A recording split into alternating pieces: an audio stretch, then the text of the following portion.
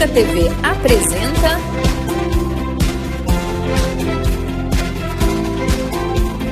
Vamos Conversar. Olá, seja muito bem-vinda e muito bem-vindo ao Vamos Conversar, o videocast aqui da Educa TV.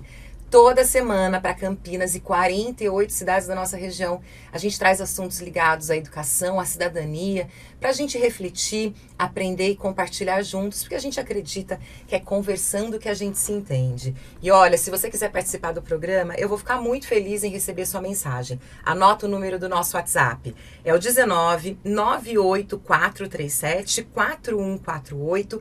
E não se esqueça, você também pode acompanhar pelas principais plataformas de audiocast, de podcast, como Spotify. Então, clica lá, segue a gente, curte o nosso trabalho para fortalecer aqui o nosso movimento. E hoje a gente vai falar sobre um assunto muito importante, sobre o ECA. Se você parar para pensar, será que a gente está conseguindo proteger as nossas crianças e os nossos adolescentes? Falar sobre o ECA é muito mais do que discutir leis, mas a gente precisa pensar se nós estamos juntos e juntas, conseguindo oferecer uma sociedade mais justa, mais inclusiva e mais segura para esse público, para essas crianças e para esses adolescentes. E por isso, a gente precisa refletir sobre como nós estamos vivendo em sociedade. Será que todas as crianças têm acesso a uma educação de qualidade? Será que estamos atentos aos sinais de violência ou negligência? Será que estamos promovendo a participação e o protagonismo dos jovens nas decisões que os afetam? É sobre isso que a gente vai conversar hoje. Para isso, eu tenho 3 convidados. Gabriela Linhares, que é conselheira tutelar, a quem eu agradeço pela participação. Obrigada, Gabi. Muito obrigada, Lília. O Ricardo Moraes, que é presidente do Conselho Municipal dos Direitos da Criança e do Adolescente. Muito obrigada pela sua presença. Agradeço pelo convite, Lilian. E também o Rafael Teodoro, que é educador social e é do CRAMI, o Centro Regional contra os Maus Tratos na Infância. Bem-vindo, Rafael. Obrigada pela presença. Olá, Lilian. Obrigado pelo convite. Aos meus companheiros também aqui na mesa. E eu já disse quem são vocês, mas eu sempre gosto de dar espaço para que cada um fale sobre a sua trajetória, porque aí pode reforçar aquilo que é mais importante. Começa, Gabi, contando um pouquinho de você. Eu sou a Gabriela, né? Eu sou formada em psicologia pela PUC Campinas e desde a minha graduação eu já trabalho com criança e adolescente. Então são 15 anos, pois já passei pela assistência social na proteção básica, média e de alta complexidade, né? A básica é ali a prevenção, a média é quando já tem uma vulnerabilidade instaurada na família e a alta é quando aquela criança, aquele adolescente precisa ser retirado de casa. E agora estou como conselheira tutelar. Na segunda gestão. Muito bem. E você, Ricardo? Meu nome é Ricardo, sou formado em Ciências Sociais, estudei na Universidade Estadual de Londrina, onde eu inicio a minha trajetória na área social. Lá eu trabalhei com serviço de convivência, né, nas periferias da cidade, foi meu primeiro contato com a área social. Embora na faculdade a gente tenha ali uma noção de como funcionam as políticas públicas, mas é realmente quando a gente se joga para campo que a gente consegue perceber um pouquinho, né, quais são as fragilidades, como funciona, qual que é a dinâmica dentro das comunidades. Então, morei em Londrina, no Paraná, até 2014, quando eu venho aqui para Campinas. Aqui em Campinas, conheci a rede, né, a rede de Campinas. Começo a trabalhar no Centro Comunitário do Jardim Santa Lúcia, que é a organização que eu represento, né? Hoje eu estou no segundo mandato do Conselho Municipal do Direito da Criança e do Adolescente aqui de Campinas, representando a sociedade civil pelo Centro Comunitário, mas é nessa organização, né, como a colega Gabi falou, da média complexidade, nós temos lá serviço de média complexidade, que atende as famílias que estão com seus direitos violados. Também temos alguns serviços da proteção básica, né, o trabalho de prevenção. Então, acho que é um pouco isso, né, que a gente faz, é um pouco essa a minha trajetória, e é isso aí. E você, Rafael? Bom, minha formação, vou começar pela formação, então. Minha formação é em Ciências Sociais, sou formado em bacharel e licenciatura pela Universidade Federal de São Paulo. Tenho mestrado em Antropologia da Religião aqui pela Unicamp. Sou capoeirista há 30 anos. Ó, que legal. As pautas, né, das questões sociais, elas não são novas. Eu acho que desde que eu entro para a capoeira, acho que a capoeira é um movimento que entra nas comunidades, às vezes, antes das políticas públicas. Então, posso dizer que desde de 95 eu estou inserido nesse universo de atenção, cuidado, um olhar para a cultura, para a saúde, para a educação social, principalmente. E tenho trabalhado como educador social desde 2002. Então, já passei pelo CAPS, já passei pela cultura, já passei pela educação, pela atenção básica, média complexidade, alta complexidade, e hoje trabalho na média complexidade no CRAME, na Vila Brandina, né, no CRAME Leste. Acho que é isso. Muito bem. Bom, vamos começar pelo começo. O ECA tem mais de 30 anos, mas eu ainda percebo, e aí falando como uma pessoa, né, que não é exatamente da área, que as pessoas ainda não têm muito conhecimento sobre a necessidade de haver um estatuto, de haver, né, um regramento jurídico que proteja as crianças e adolescentes. Até porque antes do ECA isso não existia, né? Não existiam garantias próprias de crianças e adolescentes. Eu queria que vocês começassem contando por que é importante que a gente tenha esse regramento, um estatuto específico que cuide, né, que vai do 0 aos 18 anos, né, crianças e adolescentes. Quem quer começar? Posso falar um pouquinho. Então vamos lá.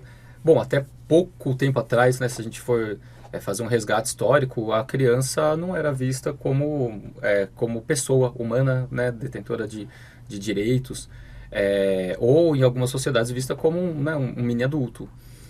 Então, acho que partindo, né, dessa ideia, a gente viu ao longo da história inúmeras atrocidades, né, passando por cima do direito que a criança tem, né, de fruir a sua infância, o direito ao estudo, né, ter a brincar, ao brincar, a ter o respeito dentro das suas famílias.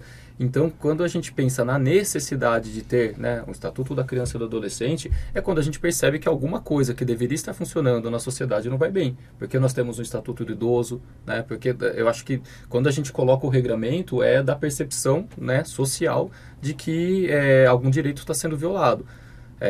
Então, não é qualquer coisa a gente pensar, né, na importância de aprimorar, defender o ECA, de aprimorar e quando necessário, olha, se a gente entende que naquela lei, mas a lei ela tem que ser, tem que prevalecer em qualquer contexto, em qualquer situação, não, acho que ela está aí para nada na sociedade deve ser o tabu, mas se existe a lei, né, existe um porquê, ela está aí para ser discutida, mas é porque algo precisa ser, a gente precisa tomar conta de algo que não está naturalmente fluindo, né, então acho que, falando rapidamente aí do ECA, é uma visão assim, percebo que funciona um pouco desse jeito e tem que estar sempre aberto a discussões.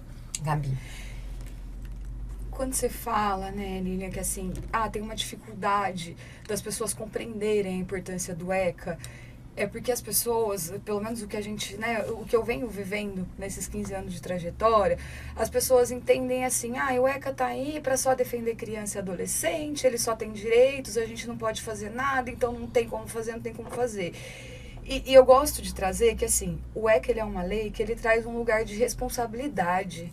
Ele traz um lugar de responsabilidade para a família, para a comunidade, para o poder público e para a criança e adolescente. Só que ele tem um recorte muito peculiar que é compreender a fase de desenvolvimento. Eu não posso responsabilizar, e aí é muito... Eu gosto muito de destacar também a diferença entre punição e responsabilidade, né? Punir é você dizer que aquilo está errado e você dar um castigo por aquilo. A responsabilidade é eu trabalhar com uma questão educativa para que aquilo consiga se desenvolver de uma outra forma.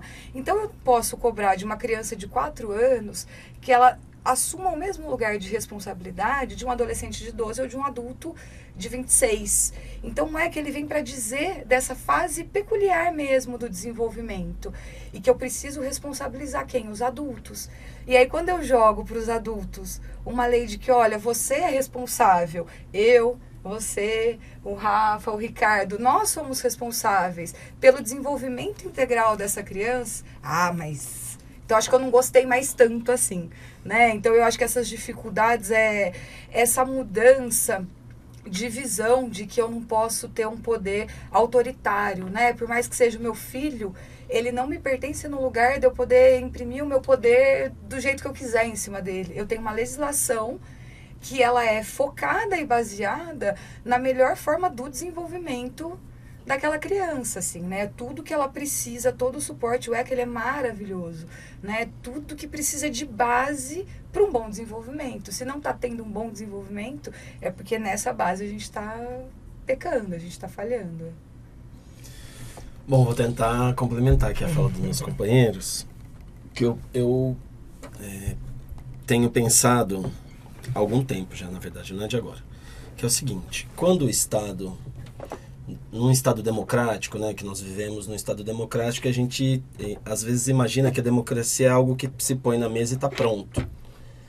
E a gente precisa aos poucos entender que a democracia é uma construção eterna e contínua. No Estado democrático, a gente pensa uma série de direitos que abarque toda a sociedade civil. Mas, ao mesmo tempo, quando a gente reconhece que esses direitos não são garantidos, mesmo no Estado democrático, é preciso que você crie políticas específicas para um público.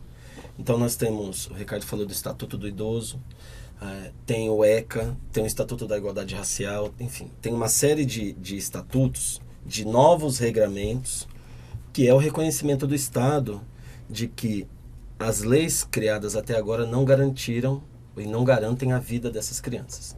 Então o ECA, ele é um reforço legal, porque as pessoas dizem, eu já ouvi de muita gente, para que serve o ECA se a gente tem a Constituição? O ECA é um complemento da Constituição, mas mais que isso, é um reconhecimento do Estado de que a sociedade brasileira não tem defendido as crianças e os adolescentes. Então você cria políticas específicas para esse público, a fim de garantir algo que na democracia é inalienável, que é a vida. E por que a gente precisa garantir a vida de crianças e adolescentes? Porque de fato elas estão morrendo. Né? Essa é a discussão que a gente precisa, talvez não fazer, mas considerar que ela é verdadeira. Então o que vinha antes do ECA, né?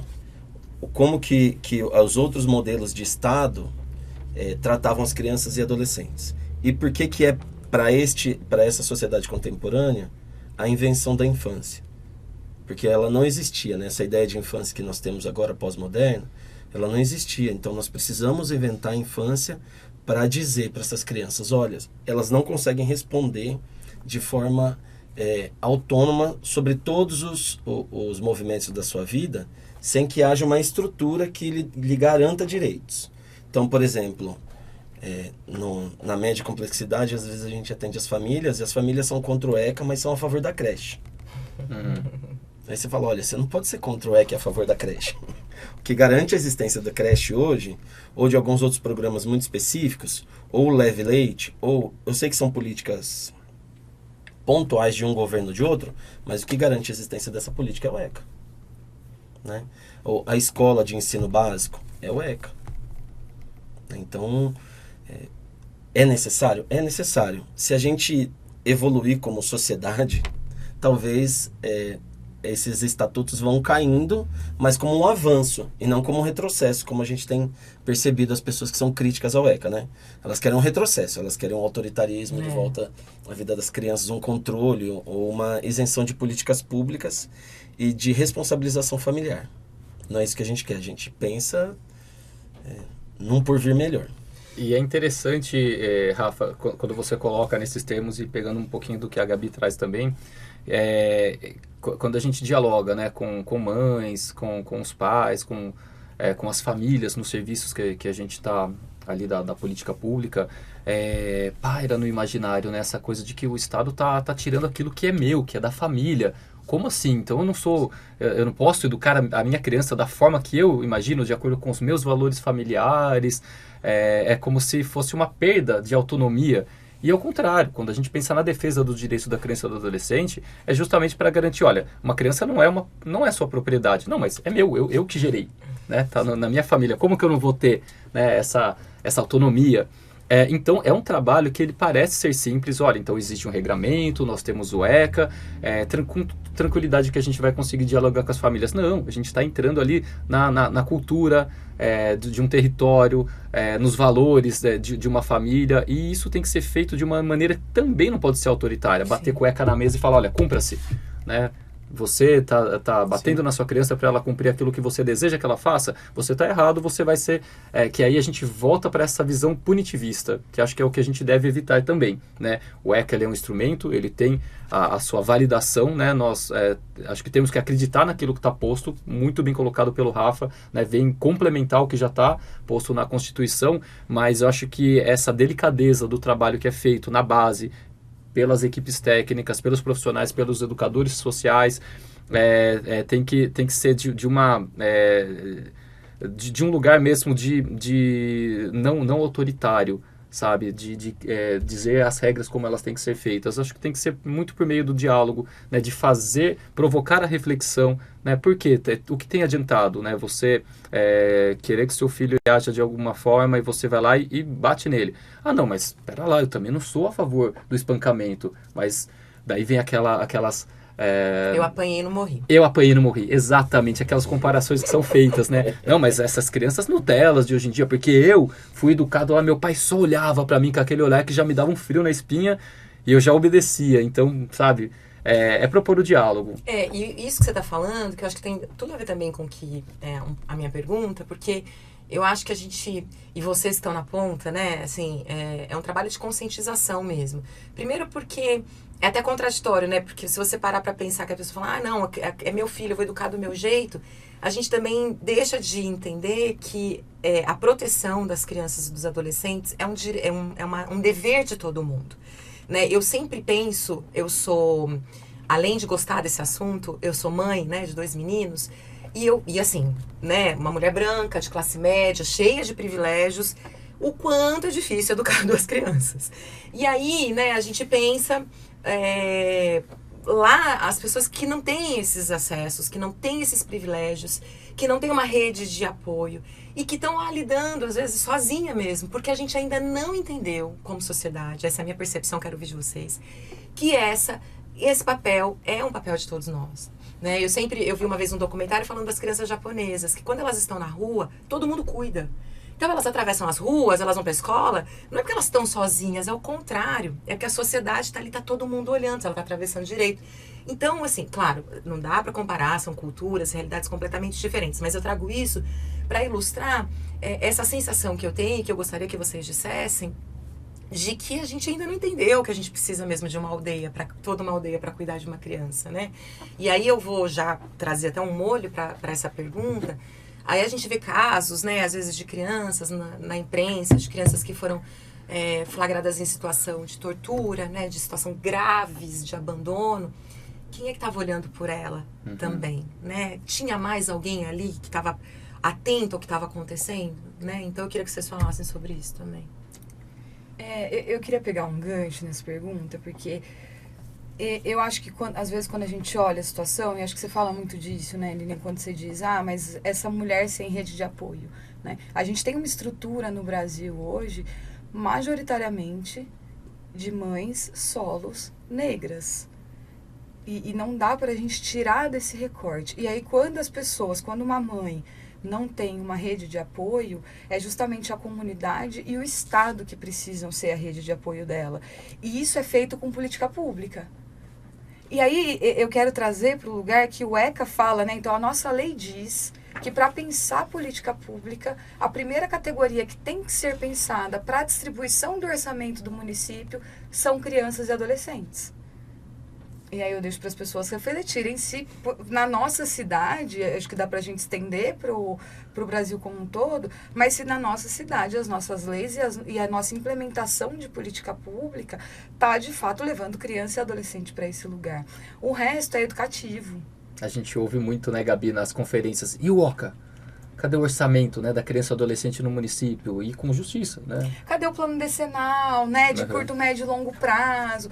Então, assim, enquanto a gente tem um costume cultural mesmo no Brasil, da gente responsabilizar aquela figura de cuidado primária. Então, ou a mãe, na maioria dos casos, ou ali um pai ou outro, ou os pais juntos, ou uma tia, uma avó que pega, mas a gente não amplifica essa responsabilização.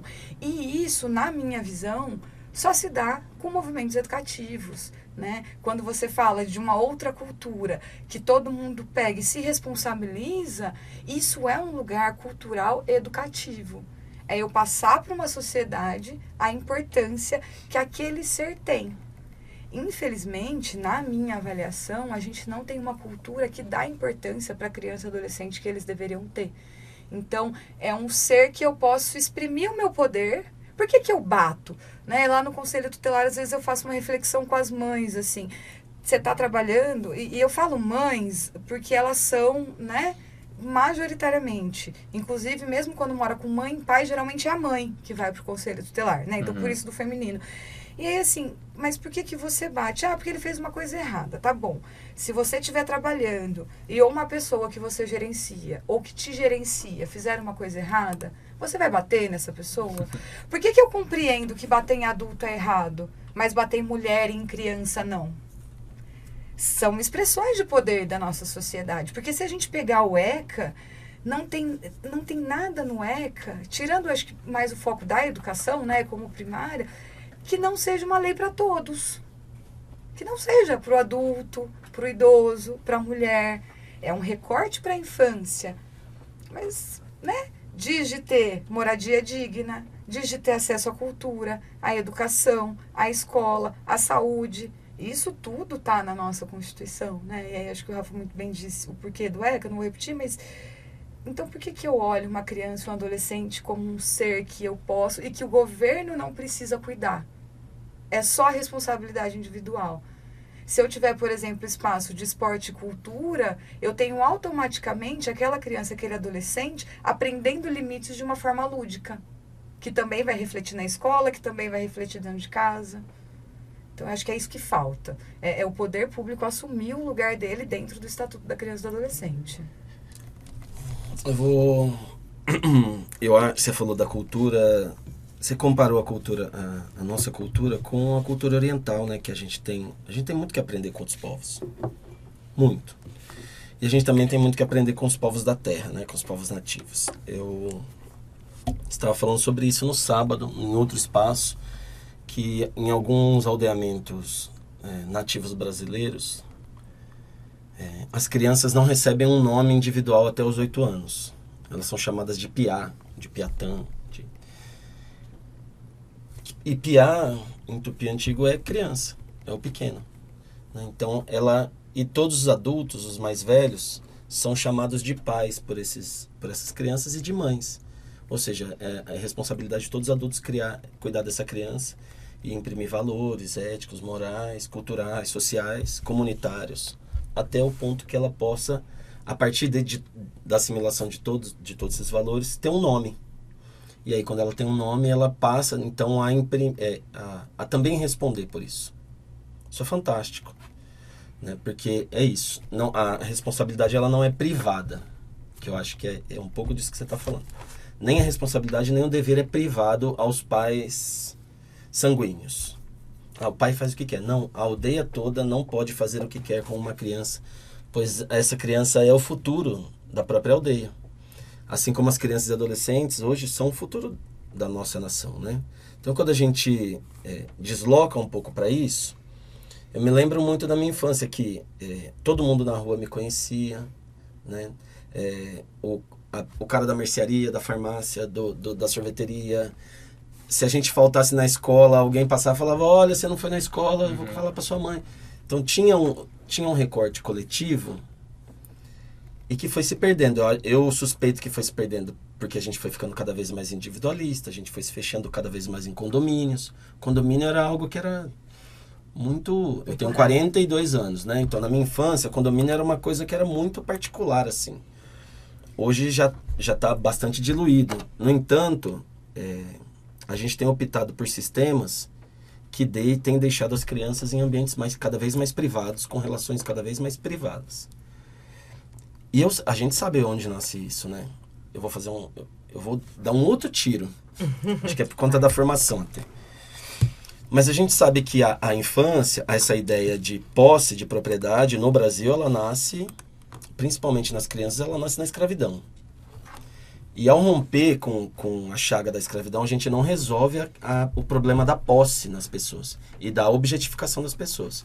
Então, se mulheres são para procriar e crianças são objetos de uso, a gente, historicamente, mesmo acabando com a escravidão, manteve as crianças como objeto de uso. E aí sim, com a redemocratização, que vão se pensar novos valores, novas propostas de sociedade, e aí surge o ECA. Mas a gente não pode esquecer que nós temos gerações de 90, 80, 70, 60, 50 anos que tem isso muito vivo na sua prática e que cresceu nesse sistema. E que a gente não conseguiu fazer essas pessoas mudarem. E que, inclusive, essas pessoas têm educado outras pessoas no mesmo modelo. Né? Então, eu tendo a dizer o seguinte: morador de rua, favela e criança e adolescente, o jeito que a gente trata, é uma herança escravocrata. Isso significa que a gente não resolveu problemas que são estruturais, que são a questão do gênero e a questão da raça. A gente não consegue dialogar, a gente não vai conseguir mudar a sociedade sem trazer essas discussões à frente. Como que a gente vai resolver a questão racial no Brasil? Como que a gente vai resolver a questão de gênero no Brasil? Se a gente não fizer isso, a gente não vai conseguir avançar como sociedade. Um outro ponto que eu acho que é interessante, mas isso é uma reflexão mais pessoal e eu não vejo muita gente discutindo sobre isso. Tudo bem, os pais se separam, a escola cadastra as crianças no nome da mãe, a saúde cadastra as crianças no nome da mãe, a assistência social, SIGM, cadastra as crianças no nome da mãe. A gente não sabe muitas vezes se a figura masculina, paterna, ela é participativa, ela não é, se eles estão juntos, se eles não estão, porque só a mãe, ela foi delegada historicamente aos cuidados da prole. O sistema tem o nome da mãe, é da mãe. É da mãe. Não tem um campo pai? Não. Não tem. E isso é uma briga que eu faço mais tempo, né? Mas, enfim. E aí eu tendo a dizer o seguinte: tudo bem, os pais se separaram, o pai também é rede de apoio. Porque separam os adultos. A criança continua sendo a responsabilidade desse pai. Sim. Né? Assim como da mãe. Então, e a própria dinâmica social e a própria estrutura do Estado, às vezes o equipamento, quando a gente, por exemplo, cadastra a criança no nome da mãe, no CRAS ou no CIGM, enfim, a gente está também desresponsabilizando essa figura e pedindo para que a mãe encontre uma nova rede. A avó, o avô, o tio, o primo, a saúde, a educação, que são elementos importantes, mas a gente precisa trazer esses homens e sentar aqui e falar como que vamos cuidar dos seus filhos. Cara, isso é muito interessante. Nunca tinha parado para pensar, porque geralmente quando a gente escuta é no tom que a Gabi trouxe, que é de denúncia. Fala, gente, né, mulheres, famílias, núcleos familiares que são chefiados por mulheres, mães solo, e a gente entende e como um problema. Ao mesmo tempo, quando a gente reproduz essa narrativa, reforça. Ela acaba reforçando. Sim. E tira a responsabilidade da figura paterna. Fica Sim. cômodo, fica relativamente cômodo. Olha, está posto. É isso, parece assim, não, é assim mesmo e ok, né? Uhum, naturaliza, né? Exatamente. Não, vamos trazer esse cara pra frente. E eu acho que tem um ponto nisso que a gente fala muito pra dentro do conselho, porque a gente recebe muito telefonema dos homens dizendo: a minha mulher não está cuidando bem dos meus filhos. Uhum. Aí a gente diz: olha, então vai lá, pegue os seus filhos e cuida. Não, mas tem guarda na justiça? Porque se a juíza da vara da infância não decidiu que unilateralmente a sua mulher vai cuidar dos seus filhos, é igual. É igual. Uhum. Ah, não, mas é que eu acho que ela que tem que cuidar. Então, eu acho que ao mesmo tempo que tem esse lugar, né, desses sistemas machistas que só tem no conselho tutelar, não. A gente tem espaço para mãe, para o pai, para qualquer outro responsável legal, a gente cadastra todo mundo. A gente teve uma mudança desde a gestão passada das notificações, a gente começar a incluir o pai também, porque antes de fato só se notificavam as mães. A gente começa, eles quase nunca vão mesmo, tendo o nome deles lá. Mas tem essa questão de que, assim, a responsabilidade é igual. E as pessoas, elas já incorporaram tanto de uma forma social de que a mãe... Não, aí quando você fala isso pro pai, não, tudo bem, vai lá e fala, olha, eu acho que você não tá cuidando de uma forma legal, eu vou cuidar até sair a nossa guarda da justiça. Não, mas também não é isso que eu quero. Eu Veja só bem. quero que ela cuide melhor. Quero que você vá lá e dê uma bronca nela. É Sejamos isso. radicais também. Não, e esse negócio foi importante, né? Eu falei dessa coisa da bronca, porque eu acho que também a gente precisa falar um pouco, assim. Porque aí, assim, quando chega, né, no Conselho Tutelar, no CRAME, né, no CMDCA. Eu sempre essa sigla. É porque a coisa já, né, normalmente a coisa já tá em conflito, já teve um problema, principalmente no CRAME e no Conselho, eu acho, né? Sim. Porque o Estado já falhou, a rede de proteção já falhou, então a gente está com um problema, de fato, que pode ser grave. Mas a gente também tem essa ideia de que o Conselho Tutelar, por exemplo, vai tirar a criança, vai dar bronca. Claro que, né, em último caso, né, pode encaminhar para esse tipo de situação. Mas não é isso, né, Gabi? Eu acho que as pessoas também não entenderam ainda, e eu queria que você falasse do Conselho e vocês também falassem dos órgãos de vocês, porque eu acho que também faz parte dessa coisa né, de falar sobre esse assunto e trazer luz para esse tema, das pessoas entenderem o papel de cada coisa, o papel do Estado, o papel da sociedade civil, do Conselho Tutelar, porque, de novo, né, para a gente mostrar todo essas pessoas, esses órgãos e essa rede que deveria olhar para a criança e para o adolescente. Da Gabi falar Fique à especificamente vontade. disso, eu queria comentar rapidamente, porque acho que faz um nexo com a sua pergunta anterior, que é do papel de cada ator social, imbuído dessa responsabilidade, né, de de garantir o direito das crianças e dos adolescentes. Isso também, acho que um pouco na linha do que a Gabi trouxe, né, sem redundar nisso, mas acho que reforçando um pouco do que me preocupa quando a gente olha, porque idealmente é desejável que nós tenhamos, né, todos, né, indivíduos, famílias, escolas, conselho tutelar, conselhos municipais, educadores sociais, todos muito atentos e nessa alegoria tão bonita, né, que você faz, que é da tribo, né, que todos são responsáveis. Só que essa narrativa ela acaba sendo sequestrada um pouco por essa visão liberal, que individualiza, e aí, né, faço o coro ao que o Rafa trouxe, ao que a Gabi trouxe também, porque aí parece que tira um pouco da responsabilidade do Estado mesmo, porque as pessoas falam, puxa, eu não vou nem individualizar num nível assim, eu pessoa física, mas eu serviço. A responsabilidade é do SESF, serviço, né, especializado de atendimento à família, por fazer a garantia desse direito de forma isolada? Não.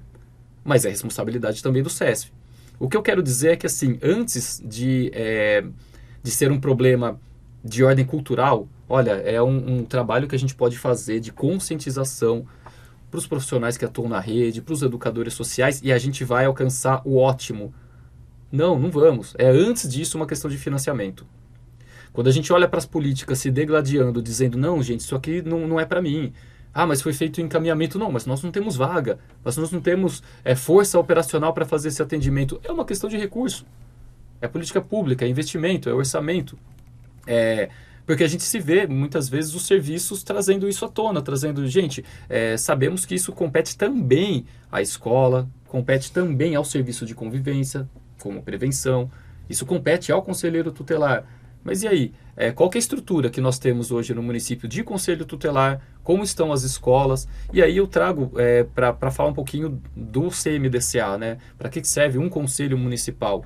Um conselho municipal, ele é para monitorar, acompanhar, fiscalizar a execução das políticas públicas. Então, nós temos que estar necessariamente em diálogo com as secretarias, né? O que é a Secretaria de Saúde, quais são as políticas dentro da Secretaria de Saúde para garantir que essas crianças tenham um atendimento médico de qualidade, né? De maneira digna, como que isso está sendo feito nas escolas. Eu acho que isso traz para um lugar também de que quando a gente observa que as políticas públicas, né, e os equipamentos dentro de cada política pública, da forma como a gente vê o funcionamento, muitas vezes estão trabalhando de uma maneira assim precarizada. Eu acho que isso diz um pouco dessa dificuldade também que nós temos de assumir os nossos compromissos enquanto família, enquanto indivíduo, enquanto escola. Porque a gente entra assim nesse lugar de que sabemos que é uma responsabilidade compartilhada, mas que meios nós temos? E aí a gente chega nesse lugar que infelizmente, o que a gente acaba vendo, que é o empurra-empurra. Olha, peraí, isso daqui não é meu porque eu não consigo dar conta. Mas por que eu não consigo dar conta? Tem profissionais que não têm competência, ou que não são qualificados, ou que não são comprometidos o suficiente. Não, pelo contrário, as pessoas que a gente vê atuando nessa rede são profissionais extremamente comprometidos com a causa. Só que aí a gente vai olhar para as questões estruturais, né? Como que funcionam esses serviços, como que está a questão das vagas nas escolas, né? Os professores, as salas de aula, a estrutura física, os prédios, a equipe operacional. A gente vê que ainda tem muito a avançar. Então, queria comentar isso porque a gente vê que é mais complexo do que só uma questão de cultura. Sem ou dúvida. Da gente olhar e falar, não, vamos conscientizar as pessoas e a gente vai chegar num nível ótimo. E é por isso que eu disse que quando chega lá no conselho é porque já falhou. E eu acho que é importante a gente fazer um recorte, porque assim, o Conselho Tutelar, ele existe por causa do ECA. Então, quando cai o Código de Menores e cria-se o Estatuto da Criança e do Adolescente pós Constituição Federal, você coloca uma série de artigos dentro da lei, uma série de direitos, de espaços para um desenvolvimento saudável. Aí você olha e fala assim, né? Poxa, mas se para garantir tudo isso eu precisar judicializar, não vai ter juiz, não vai ter promotor, não vai ter sistema de justiça que dê conta. Uhum. Então, eu crio um órgão que ele é autônomo, né? Ele que vai ver a sua própria atuação. Lógico que dentro da lei a gente não pode fazer absolutamente nada fora da lei, mas ele não é subordinado, então não é o juiz que manda na gente, não é o promotor, a gente, né? É ali, não, jurisdicional, autônomo, fala lá no 136. E qual que é a função? A gente olhar para aquela gama de direitos do que a sociedade precisa fazer, do que a família, o poder público precisa fazer e do que de fato está acontecendo. O que às vezes as pessoas confundem? Que a gente precisa fazer atendimento técnico quando as políticas não dão conta. Uhum. E a gente não é nem Explica. habilitado. Por exemplo, eu estou aqui atendendo uma família, né, em algum serviço, principalmente da assistência aqui em Campinas, e não está indo. Ela não está conseguindo ressignificar, ela não está conseguindo compreender que ela pode educar de uma forma diferente. Ela se diz a família. A família. Uhum. Então, eu preciso que você atenda essa família. A gente fala Que o assim, conselho não, venha até aqui. a gente vai atender, a gente pode até atender, mas não é para isso que a gente está. A gente está para que os serviços, para quem executa, porque a gente usa muito isso, né? Os serviços, eles são executores. Então, quando o Ricardo traz o SESF, que é um serviço da média complexidade, a básica complexidade, o centro de saúde, a escola, eles executam, eles fazem acontecer. A gente olha para o que eles fazem acontecer, olha para a realidade das famílias quando eles contam que está tendo alguma violação de direito e a gente vê dentro das nossas medidas o que a gente aplica. Mas ela é mais administrativa. A gente é o passo antes da judicialização. Então, eu costumo dizer assim, a gente tem o artigo 136 lá do ECA com todas as nossas atribuições. Eu, Gabriela, destaco que a mais importante é o inciso 9, que é assessorar o poder público na implementação de política pública para criança e adolescente no município de Campinas. Para eu conseguir dizer para o Poder Executivo, né, para o prefeito, para os secretários, o que precisa de serviço, de política, eu preciso de dado. Então, eu preciso que todos os serviços do município me contem, né, a minha região específica ali do Campo Grande, mas nos 6 conselhos de Campinas nos contem quais são as violações de direito. Dentro disso, eu faço uma ligação com o que o ECA preconiza que tem que ter de serviço e falo, olha, município, isso daqui você não está fazendo. A gente precisa que você faça. Porque se a gente pega hoje, quando a gente vai falar de criança e adolescente, a gente praticamente fala de 3 secretarias. Saúde, então falta o neuropediatra, falta fono no posto, tudo. Educação, o centro educacional infantil, né, que a gente popularmente chama de creche, não é o bastante, teve entrega aí, mas mais ou menos, a gente ainda está com fila, a educação está precarizada. E assistência social. Só que quando a gente pega o artigo 4, que vai falar dos direitos, eles falam que toda criança e adolescente tem direito à moradia digna, tem direito à cultura, tem direito ao esporte. Eu sou uma pessoa fanzaça de esporte. E eu fico perguntando, cadê a Secretaria de Esporte aqui no município para fazer para a molecada? Né, para fazer para criança, para o adolescente, descentralizado, não só às vezes no taquaral, enfim. Então, é esse lugar que o Conselho Tutelar precisa fomentar. Porque quem é técnico, quem consegue trabalhar o ressignificar da família, são os serviços. O Conselho não está lá para isso. Quando o serviço pede ajuda, obviamente que a gente faz. Mas isso não pode ser a nossa prioridade. Isso não pode ser o que a gente mais faz dentro do município. E eu acho que as pessoas têm essa ideia. Chama Que a o gente- Conselho Tutelar lá. Chama que resolve. Né? Eu acho. Que é uma herança daquele carro do menor, né? Nossa, é Que verdade. pegava uma Uhum. carrocinha e levava pra FEBEM. Terrível. Né? Tem uma herança É isso. ainda. Eu até... Tudo que você falou, eu escrevi.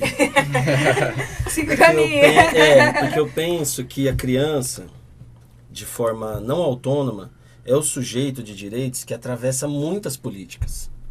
E a gente pensa a política da infância e adolescência como uma política única. Então, ela tem...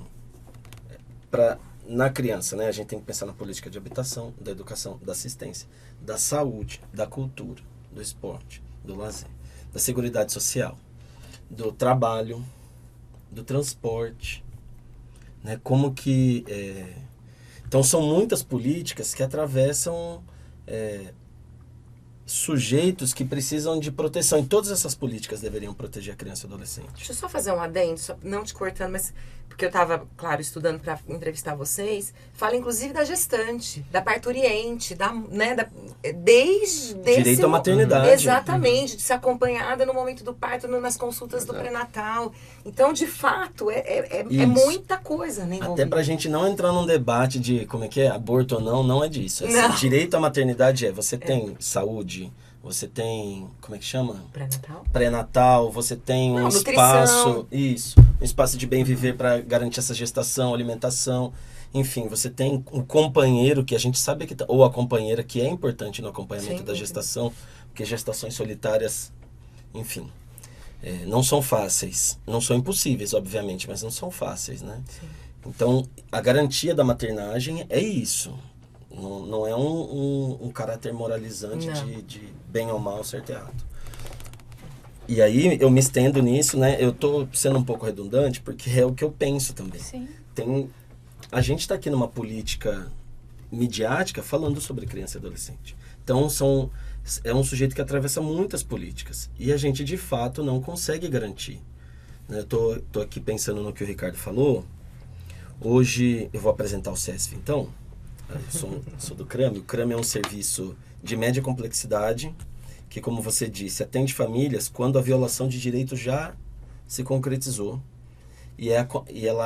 Nós não vamos à casa dos sujeitos perguntando, aí tem violência doméstica, aí tem alienação parental, aí tem violência sexual. São serviços de proteção que encaminham, então a saúde encaminha, o conselho encaminha, o CREAS encaminha, o CRAS encaminha, a educação encaminha. Então são muitos serviços que encaminham famílias, crianças, adolescentes e até mulheres que estão numa situação de violação de direito, ou, seja violência intrafamiliar, violência sexual, exploração financeira, enfim, uma série de violações. E nós vamos então acompanhar essas famílias. A gente não acompanha o sujeito, a gente acompanha a família, para entender a dinâmica de funcionamento dessa família e contribuir na ressignificação, às vezes na quebra do ciclo. E eu digo contribuir porque todo mundo fala assim, nós quebramos o ciclo de violência. A gente não quebra nada. Uhum. A gente contribui para a emancipação do sujeito, a ressignificação de valores e uma reinterpretação da própria vida. Né? E se isso não acontece, aí a gente encaminha para um outro serviço que é de alta complexidade, também com o apoio do conselho, para que então a criança seja retirada da tutela da família e seja entregue ao Estado. Né?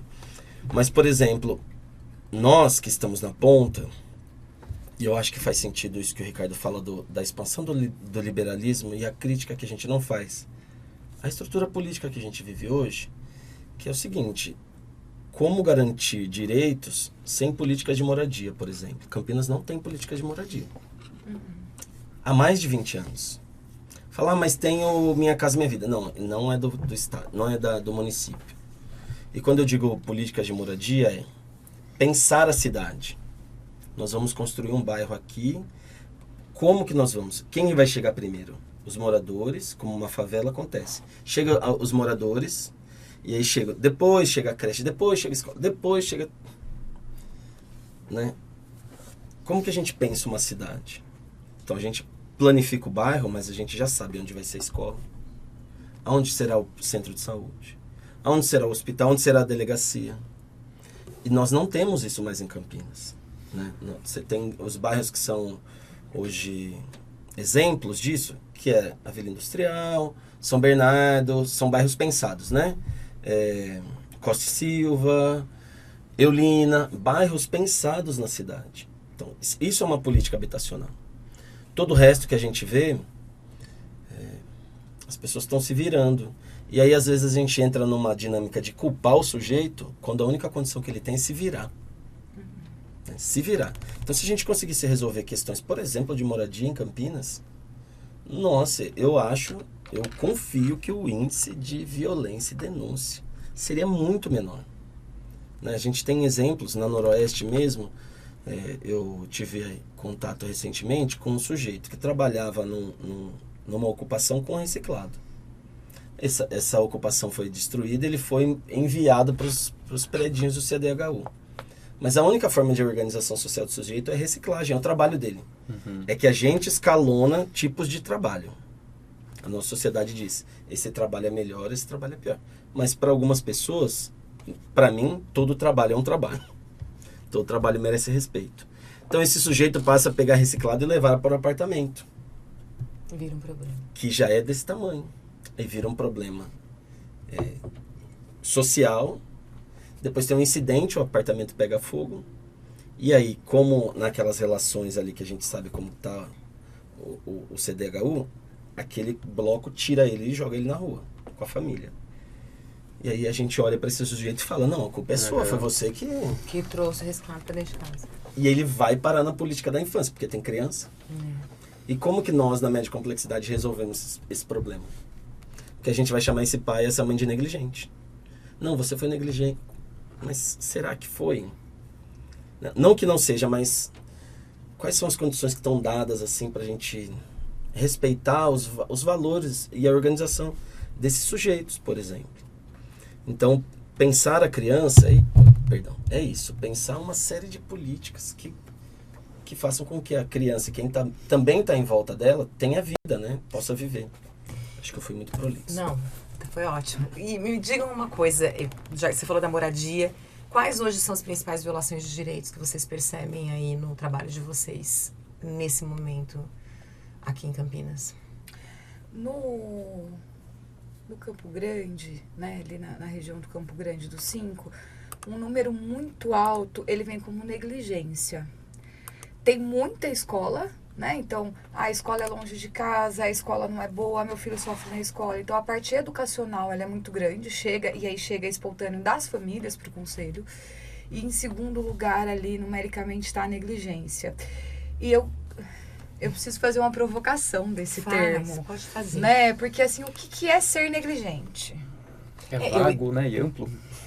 Às vezes, a sensação que me passa... E aí, como uma pessoa que já esteve muito dentro da política da assistência, não no conselho, a falar, né, do conselho nesse momento, mas desses 12, 13 anos que eu estive na política da assistência, às vezes me parece que quando eu olho para a realidade de uma família e eu não sei nomear direito a violência, então eu acho que não é uma violência física, porque não bate, não sei se é uma violência psicológica, mas eu acho que aquele modo de cuidado, ele não vai desenvolver bem essa criança. E aí eu não consigo encaixar, eu chamo de negligência. E aí o que eu já vi muito, né, na minha realidade, na minha experiência, situações como essa que o Rafael traz, são colocadas como negligência. Então, uma casa que não é limpa nos moldes que eu considero limpo.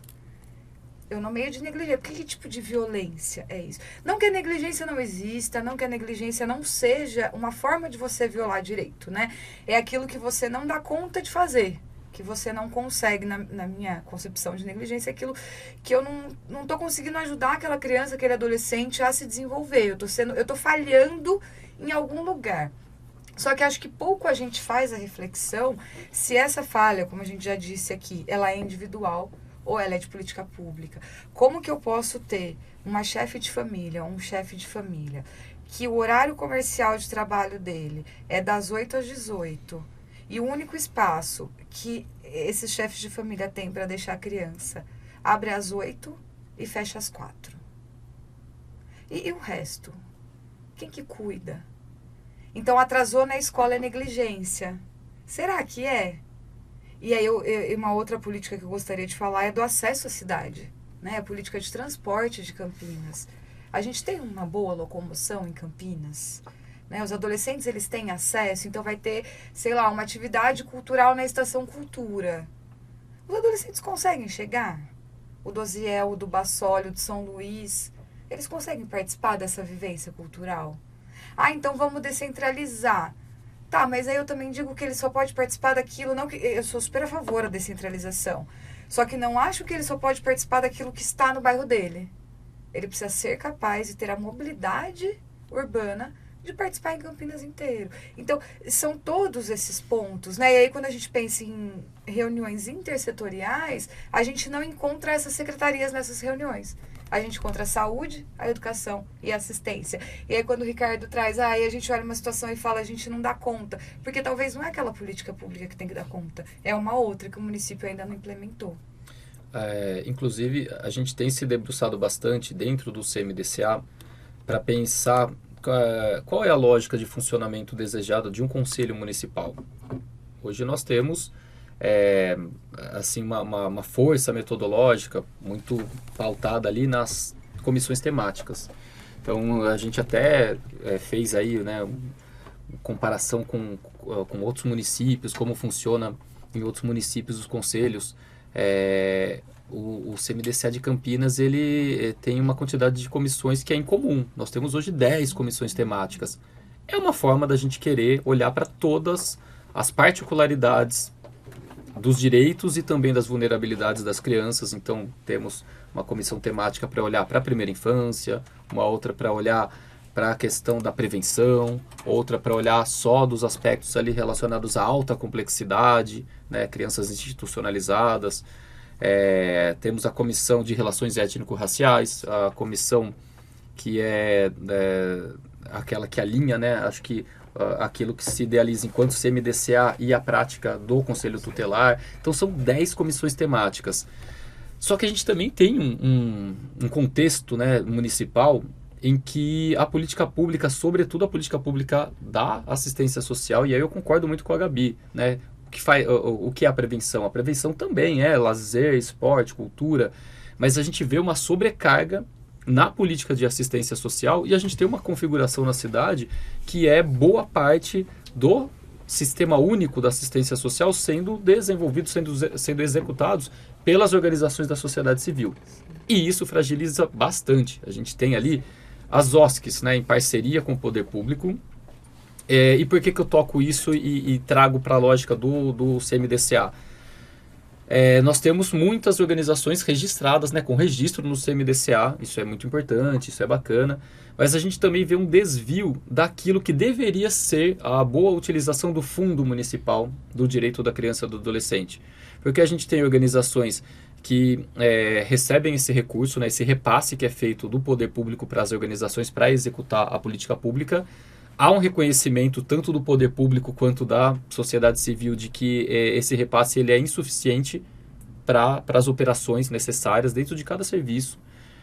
E aí as organizações, por sobrevivência, por compromisso que tem, né, com o desenvolvimento local, territorial, eles acabam buscando no Conselho Municipal uma forma de conseguir mais recurso para dar um suplemento para essas políticas públicas que estão sendo executadas aquém do que deveria ser. Então, se eu tenho, por exemplo, um serviço de convivência, e eu tenho uma equipe mínima ali para dar esse atendimento, né, por meio de todo um conjunto metodológico, né, de atuação, visitas domiciliares, oficinas socioeducativas, imersões no território, enfim. E a gente percebe que os recursos que são repassados pelo poder público, eles são insuficientes.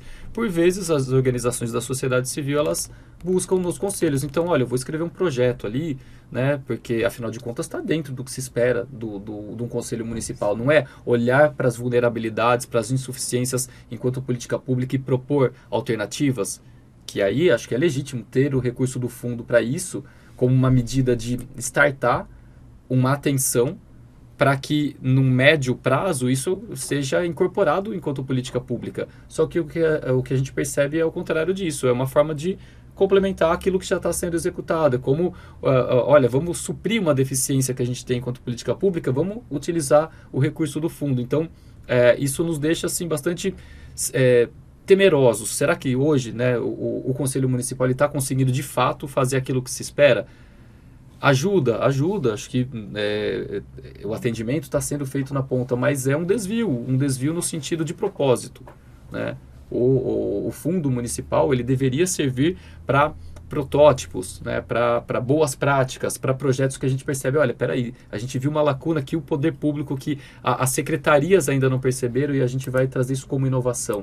E por vezes não, vem como um plus, né? E aí essa boa prática virar política pública. Então o fundo, ele doa, né? Ele investe ali num projeto de 2 anos, tá funcionando, aí o executivo que tem que assumir isso.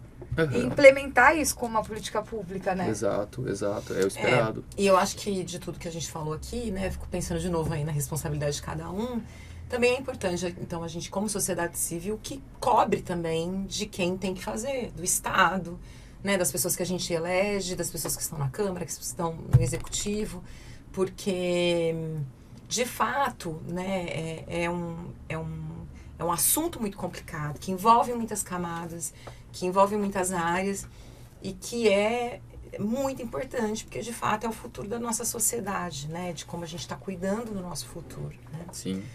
Muito bem. Olha, eu só queria complementar aqui, que eu acho que tem algumas... na média complexidade eu também percebo que o número maior de violências direcionadas à média, eu também penso que é negligência.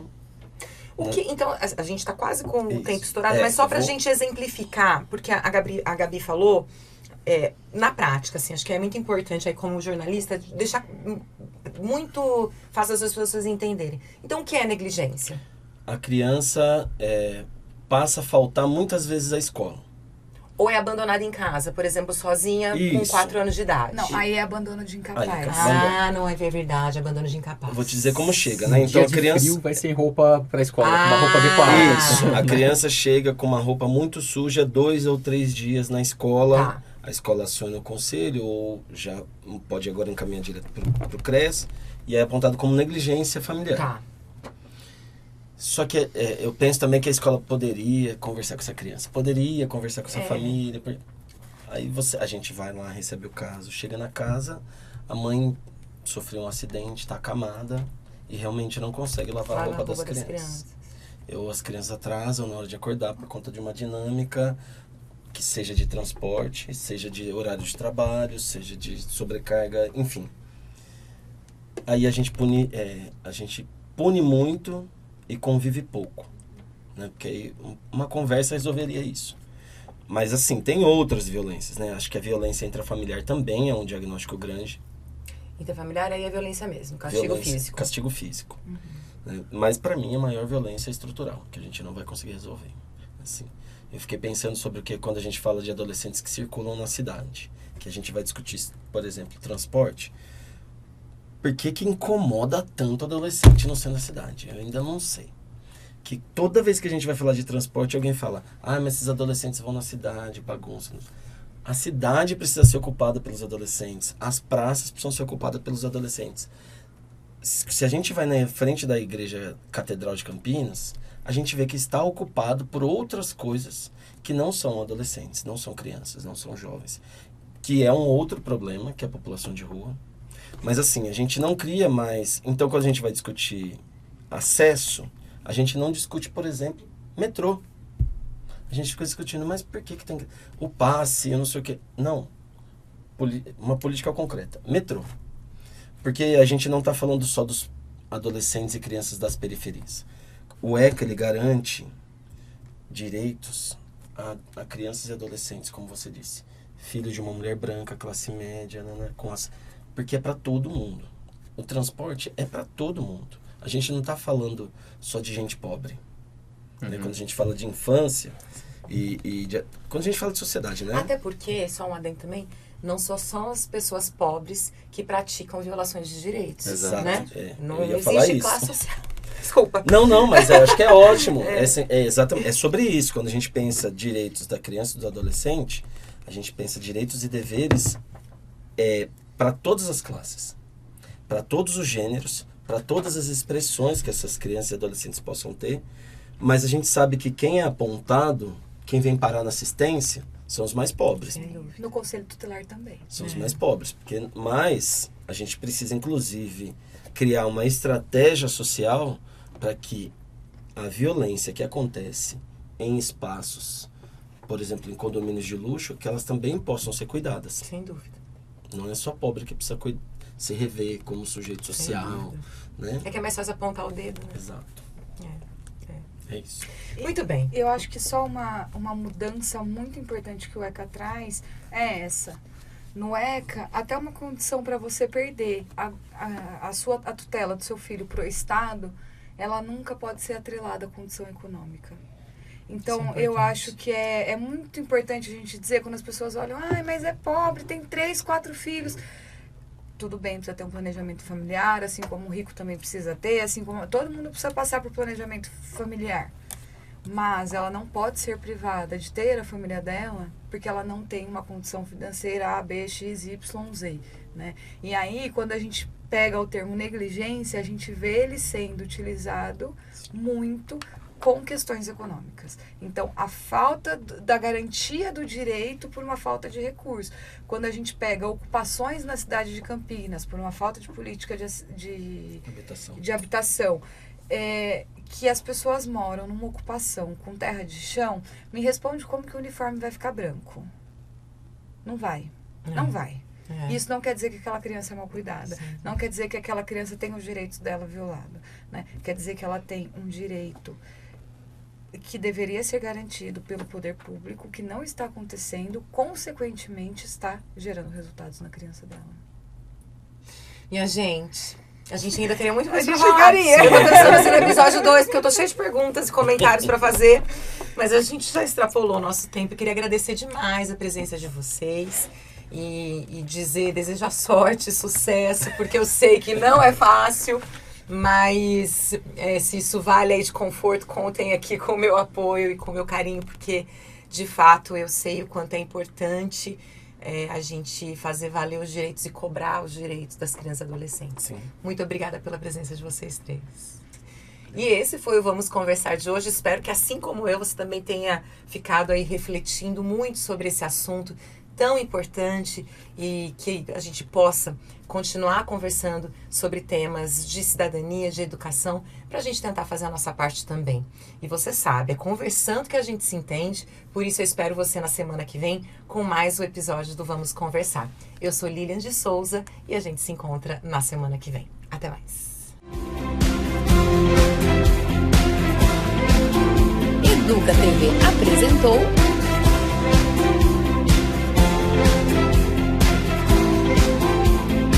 Vamos Conversar.